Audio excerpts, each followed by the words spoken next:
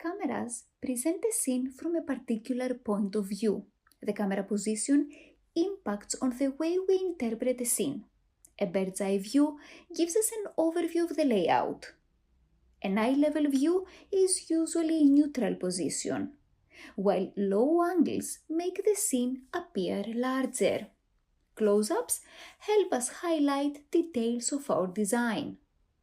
First, we will see how we can place a camera and the methods we follow to adjust the camera's position, and then we will explore the camera's settings. Cameras in 3ds Max and Vray follow the same rules as real-world cameras. They have settings like f-stop, ISO and shutter speed, which allow us to adjust the brightness of our render. So first, I will explain to you how an actual camera works, and then we will translate all that info into the virtual world and our 3ds Max scene.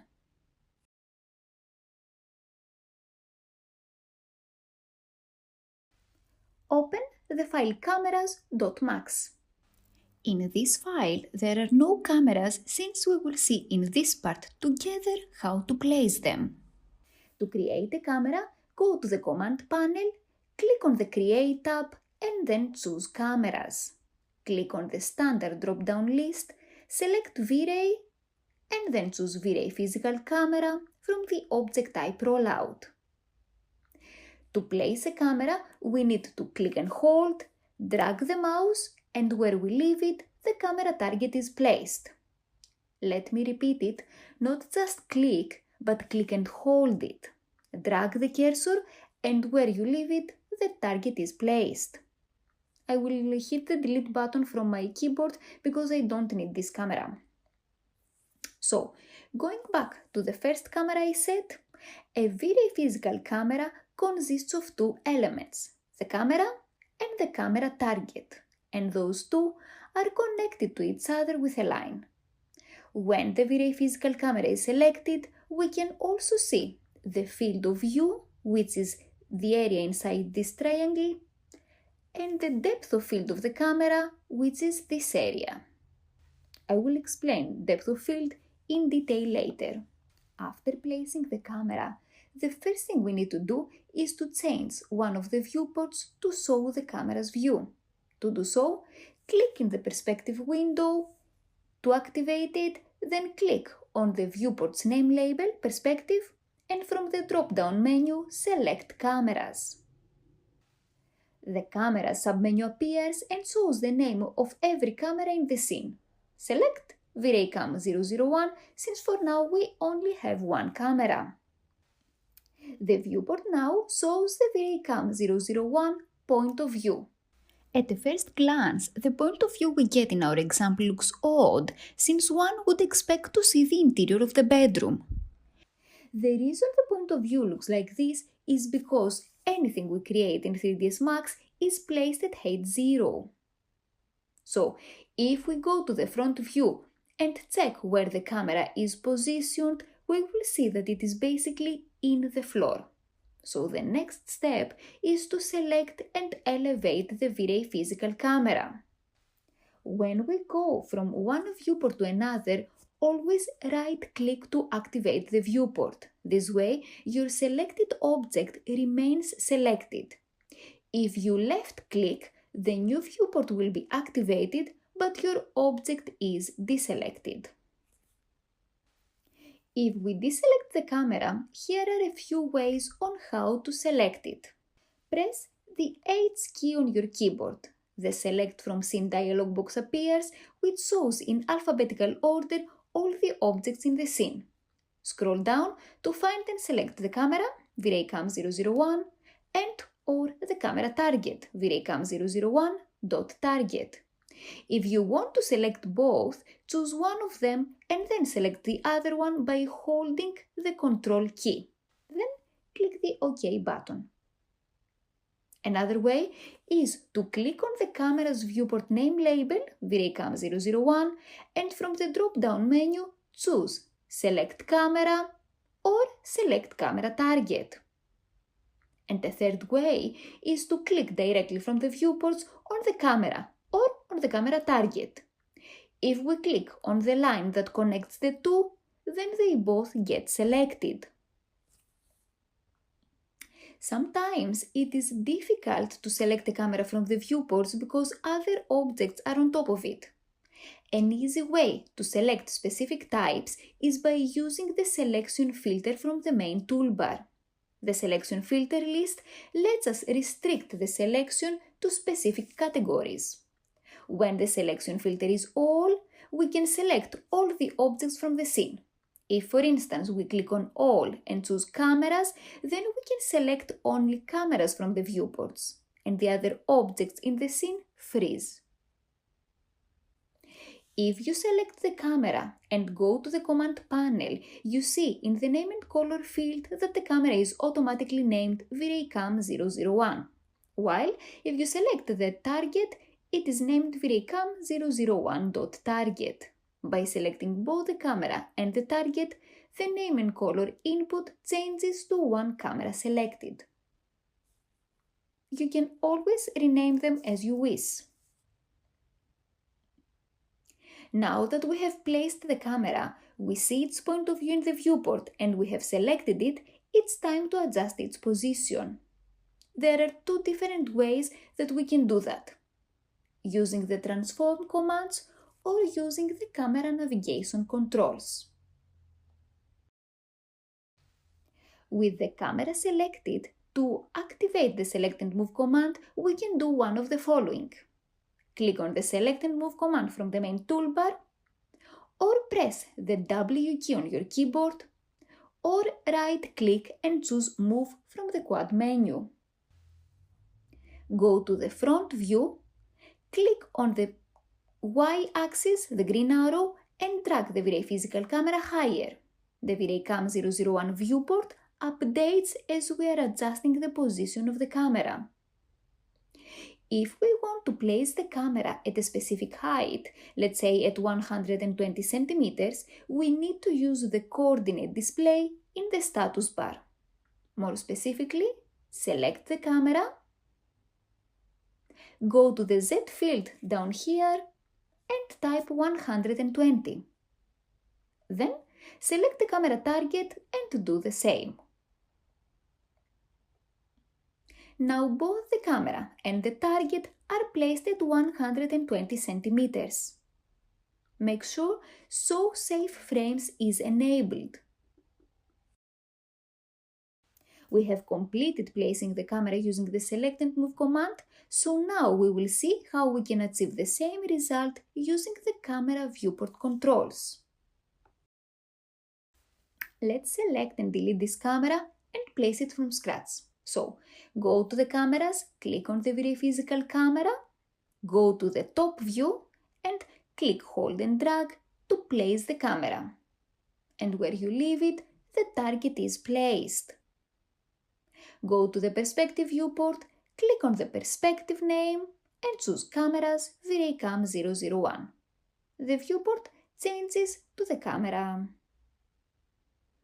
As we said before, when we place a camera, it is by default placed at height 0, so the next step is to elevate it.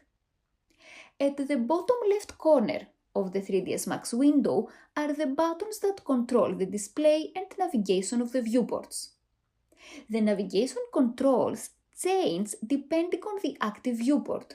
When we change to a camera view, the navigation controls change to the camera viewport controls. With the Vray 001 viewport active, click on the second command from the bottom row, Track Camera. This command allows us to move both the camera and the camera target parallel to the view plane. Since we only want to adjust the height of the camera, press and hold the Shift key to constrain the movement and then drag the cursor higher parallel to the Z-axis. If here you don't see the track command, click and hold and you will see 3 commands that pop up. Select Track Camera. Use the dolly camera and target command to move the camera along its main axis, toward or away from what the camera is pointing at. If you hold down the dolly camera button, a flyout menu appears. You can select to either move the camera dolly camera, or its target, dolly target, or both, dolly camera and target. The track and the dolly commands are basically the ones I use to adjust the camera's position. From the navigation controls, there are two more commands that I use all the time, the last two. If you click on the Maximize Viewport command, you can maximize the active viewport and so see it better. If you click again, you return to the 4-window layout. And then there is the Zoom Extends All Selected command. Select, for instance, the armchair and click on the Zoom Extends All Selected command. The viewports zoom in to the selected object. Well, all the viewports apart from the camera viewport, which has a still point of view. If we go to the top view to see where the camera is located, we will see that it is placed right in front of the wall. Although we have placed it at the very back of the room, we only see a zoomed part of it. To capture more, the first thing we need to adjust is the focal length of the camera. Select the camera, Vray Cam 001, go to the Modify tab in the Command panel to see the camera settings, and go to the Sensor and Lens rollout. Focal length defines how wide the angle of view will look. The lower this value, the wider the angle. The default value is 40, type 30 and press Enter. If we see the camera viewport, we get the illusion that we stepped back, but we didn't move the camera. The lens of the camera got wider. Try 20 and press Enter. Now the camera captures more. The lower the focal length, the more items it captures, but also it starts getting a bit distorted. The objects in the foreground start to look bigger than what they are in reality. I usually avoid using focal length values lower to 25 to avoid any distortion of the scene. So use 28 for our example, and in order to have a better overview of the room, we will use the clipping planes. When the camera is selected, we see the field of view, and that helps us understand which parts of the scene are visible in the camera viewport. So if I want the sitting area to be visible in the camera viewport, my camera should be placed somewhere here. Try with your imagination to extend this triangle, and whatever is inside it is visible in the camera viewport. But when I push that back, I am now behind the wall, so the only thing I see in the camera viewport is this wall. But that's fine, because the next step is to activate the clipping planes. With the Vray Cam 001 selected, go to the Modify tab in the Command panel. Scroll down and open the Clipping and Environment rollout. Enable clipping. Something I haven't told you before, and it's really important, is that to see the camera's settings in the Modify tab, we need to select only the camera, not the camera target, not both. I repeat, only the camera. Clipping lets us exclude some of the scene's geometry and view only a certain portion of the scene. When enabled, 1 or 2 red planes come out of the camera. If you don't see them, then you need to zoom out. Here it is. This is the far clipping plane. We can't see the near clipping plane because it is by default set to 0. Let's type here 100 centimeters. Now, if I zoom into the camera, here is the near clipping plane placed at 100 centimeters distance from the camera. And if I zoom out, here is the far clipping plane placed at 1000 centimeter distance from the camera. Only the part of the scene that is between the near and the far planes is visible to the camera. If you are using meters, the far value is at 1000 meters, and so you need to zoom out a lot to locate the far plane. Use the arrows to increase the near clipping plane value so that the red line is placed in front of the wall. And here we are. The back wall is now excluded from the camera and we can see the seating area. I would also like to include the wardrobe, so let me step further back and adjust the near clipping.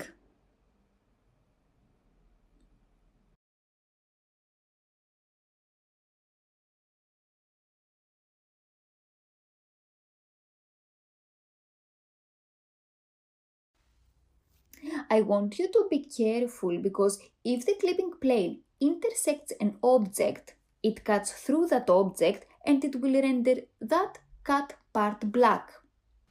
Now it intersects the floor and this cabinet. And let's do a crop render here. Go to the render setup, to the common tab, click on view and select crop.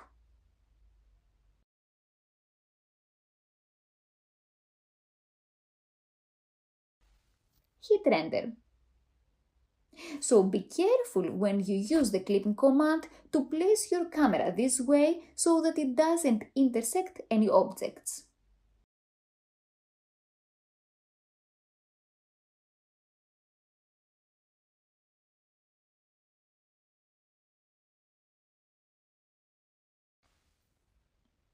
Now that we have set the camera, let's produce a render to see what we get.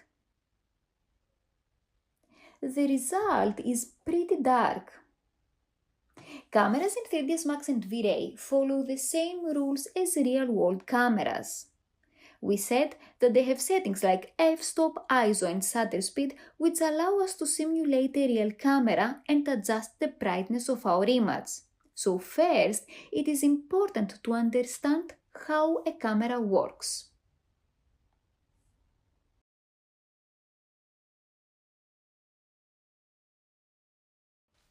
In simple terms, a camera is essentially a box with an opening at the front.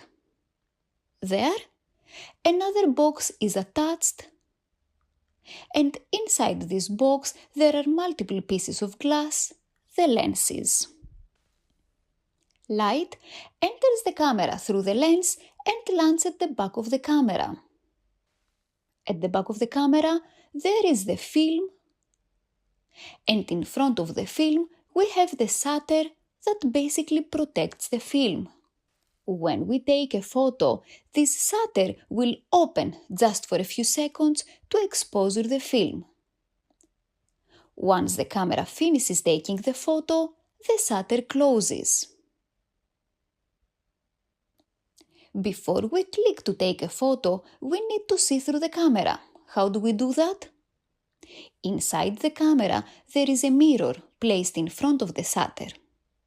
When the mirror is in the down position, light comes in, bounces off this mirror, up into a prism, ending into our eyes. And that's how we see through the lenses. So when we click to take a photo, basically two things happen. The mirror lifts, the shutter opens, and the film gets exposed, i.e. captures the image. Then the shutter closes, the mirror returns to its original position, and we can see again through the lens. Next step is to see how the human eye works.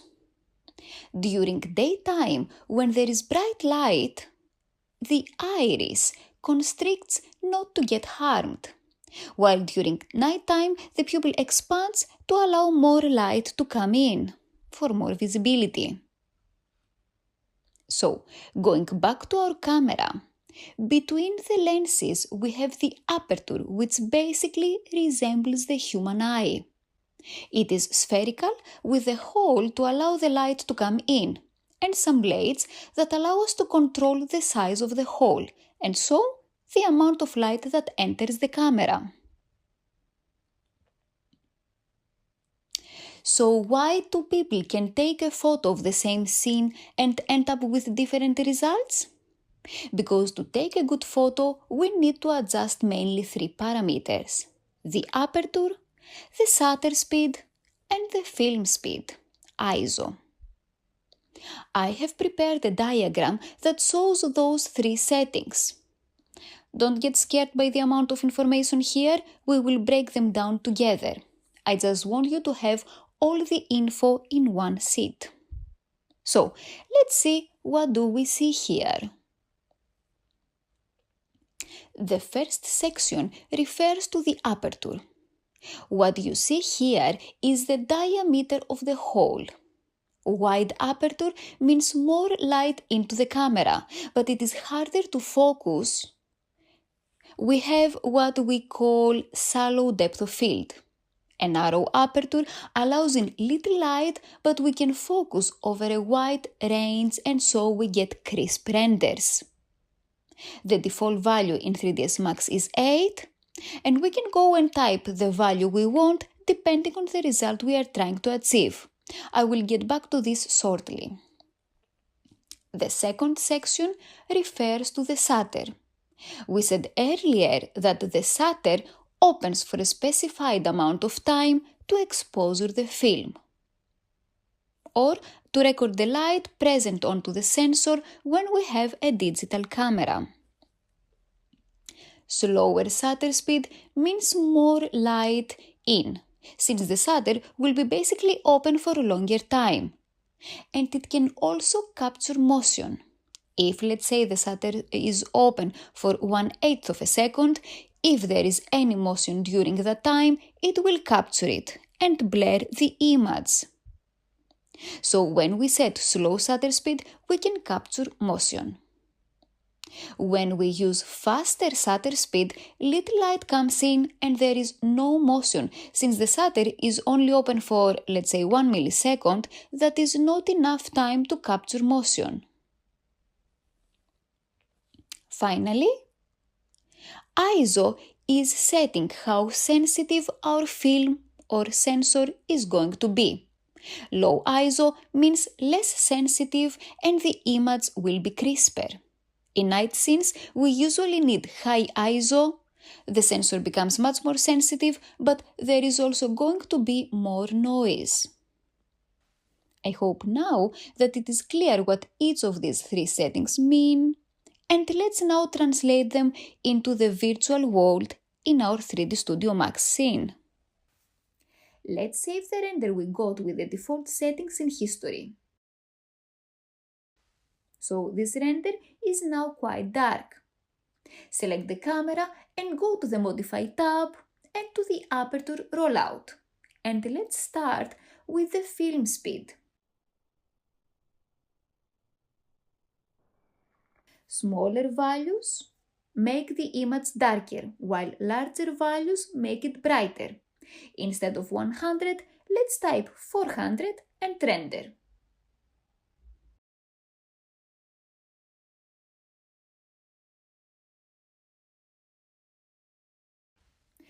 This is brighter. Let's go even higher and let's type 1600.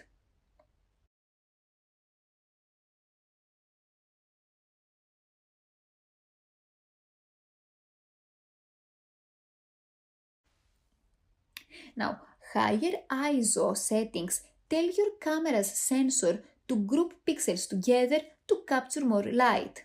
This grouping effect can make your image look noisy. That's why I personally prefer, instead of adjusting the ISO, to play around with the shutter speed. So, let me take this back to 100 and go to the shutter speed.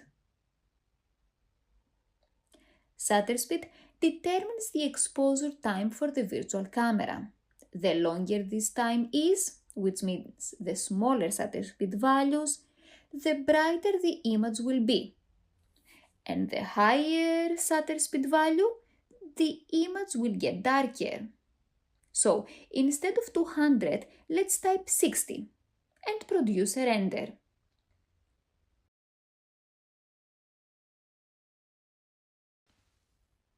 Let's now try 15.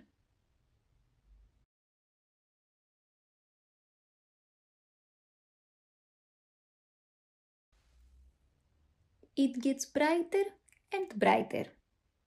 Now, let me take this back to its default value of 200 and see the f-number setting. Based on our diagram, wide aperture means more light will come in. So instead of 8, let's type 4 and render.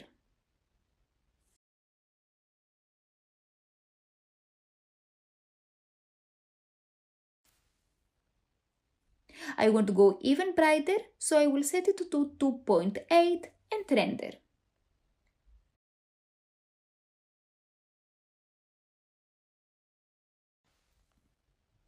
But what we also said was that when we use low f numbers, items in our render will start to get out of focus. But when we see this render of f number 2.8, everything is crisp. Why? Because depth of field is by default disabled in Vray. Let's see how depth of field works in Vray. In order for you to understand better the depth of field, I would prefer to set another camera. One that I have objects in the foreground and in the background.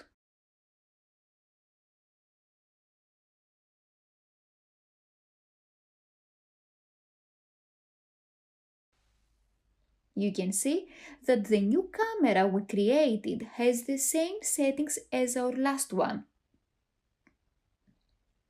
I don't need here the clipping, so I will go to the camera settings and disable the clipping. Let's see the camera's point of view in this viewport.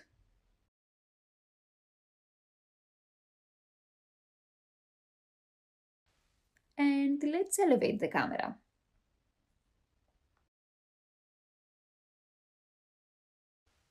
Select only the camera, go to the Modify tab, go to the Depth of Field and Motion Blur rollout and enable Depth of Field. In simple terms, depth of field allows us to focus on an object and blurs out the rest of the scene. The F number is the setting that controls the blurriness of the image in combination with the position of the camera and the camera target. So now that we enable depth of field, let's check the position of the camera. We need to have the camera selected to understand the depth of field. And what do we see here? The two lines represent the area of focus. And the center line is the center of the focus. In the center, it is going to be very crisp. And on the edges, from here and backwards, and from here and onwards, it is going to start blurring and the things will get out of focus. When we increase the F number, the area of focus increases as well. So if I make it 4, you see that the edge is expanded. Let's make it 8 or 11 and so on. But don't forget that as we increase F number, at the same time less light will be getting in. So let's first produce a render with F number 2.8.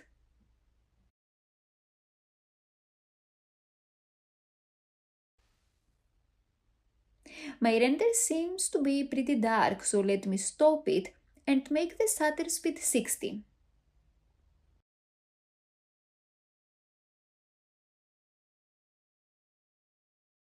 You can see that everything in the background is crisp and the foreground is blurry. Now, let's move the target so that we move the area of focus.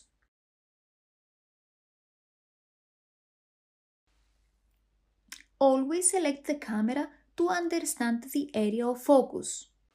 So now, the area of focus is the coffee table with the glass on top.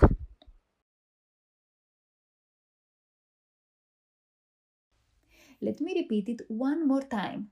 When depth of field is disabled, we don't care where the target is or what the F number is. Your render will be crisp. You only have to worry when you use depth of field to give depth to your render. So when you want to use depth of field, First adjust the position of your target, then the F number to control the depth of field, and then if you want to make your render brighter, go and adjust the shutter speed. Cameras and Vray also offer another setting, the exposure value. The exposure value controls the sensitivity of the camera to the scene lighting levels, and it is a number that represents a combination of a camera's shutter speed and F number.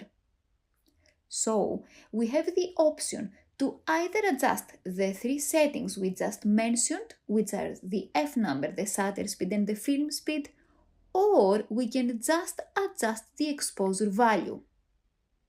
When we enable the exposure value, the other three factors are basically locked. Let's see that in action.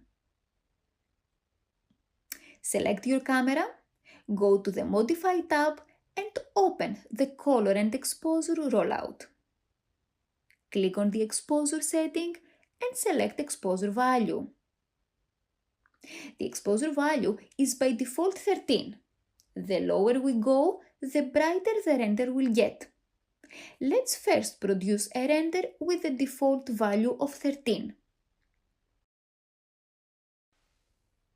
So you see that our render got darker, ignoring the F number, shutter speed and film speed that we set earlier. Even if I go and change the settings and let's say make the shutter 15, nothing changes. While with 15, we should be approximately 3 times brighter, okay?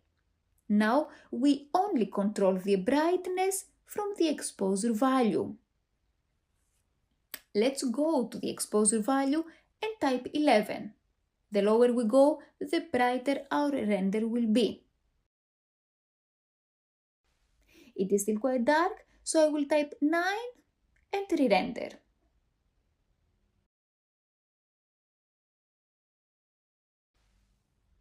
And I will go even lower to 8.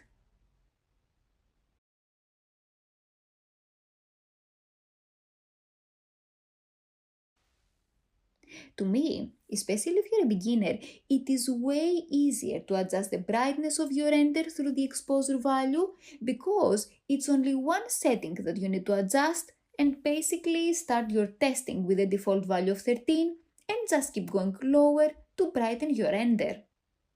Once you are satisfied with the brightness or you are close enough, don't forget to enable the correction controls we mentioned in the first section, the rendering settings. You will notice back here some noise and staggered edges. That's because I am using low rendering settings to get fast results. Once we are satisfied, we can go and increase the settings.